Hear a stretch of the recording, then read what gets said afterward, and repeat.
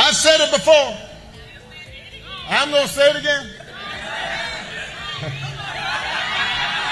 Donald Trump is a 78-year-old billionaire who has not stopped whining about his problems since he rode down that golden escalator 9 years ago.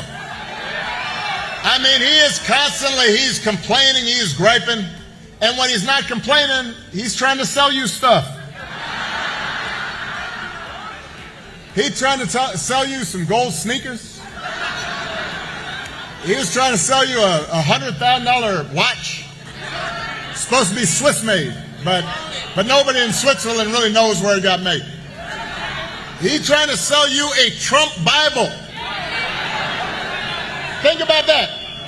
This is the Word of God. Gideon gives it out for free. He wants to sell you Word of God Donald Trump edition. He's got his name right there next to Matthew and Luke.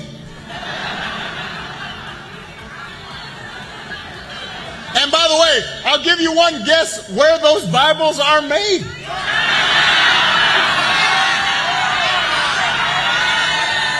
In China. Yeah, this is Mr. Tough Guy on China, except when he can make a few bucks. Then he's all like, ain't nothing wrong with that.